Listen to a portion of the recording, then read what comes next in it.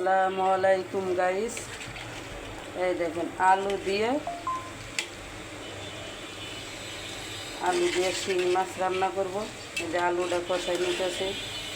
এক ভাইয়া কমেন্ট করছে আমার দেশের বাড়ি কোথায়, আমার পরিচয় কি। আমার দেশের বাড়ি যশোর। আমার পরিচয় হলো আমার ছোটোবেলায় আব্বা মারা গেছে। তা আমার আব্বার কথা আমার মনে নাই। তারপরে মনে করেন যখন 5-7 বছর বয়স তখন আমার আম্মা মারা গেছে। আমার অনেক কষ্টের জীবন, আমি অনেক কষ্ট করে বড় হয়েছি, খাইয়ে না খাইয়ে অনেক কষ্ট করে আমি বড় হয়েছি। আর তারপরে আলো মনে করেন আমার কোনো ভাই নাই, আমরা শুধু 5 বোন।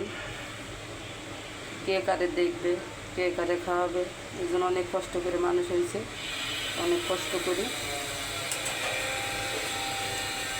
আর কমেন্ট করছে আমি রান্না কার কাছ থেকে শিখছি। আমি রান্না কারোর কাছ থেকে শিখিনি ভাইয়া, আমি একলাই মানুষের রান্না দেখে দেখে শিখছি। এই দেখেন আলু দিয়ে এই যে শিং মাছ, আমি শিং মাছ তো ভাজবো না, এই জন্য আলুটারে কষাইয়ে তারপরে এই যে শিং মাছটা দিয়ে দিলাম, কষাইয়ে তারপরে ঝোল দিব। ওই যে শিং মাছটা কষানো এই যে শেষ। এই দেখেন এই যে শিং মাছ দিয়ে আলু দিয়ে আজকে রান্না করবো। এই যে দেখছেন এই যে শিং মাছ। এরপরে তো যে কোনো মনে করেন যে কোনো একটা কিছু করে খাইতেই হবে।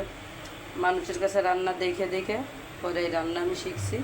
আমি অনেক দিন পর্যন্ত রান্না করি, রান্না করে এই খাবারটা মনে করুন 50 টাকা 60 টাকা বিক্রি করে তারপরে আমি ঘর ভাড়া দিয়ে খাই এবং আমি চলি।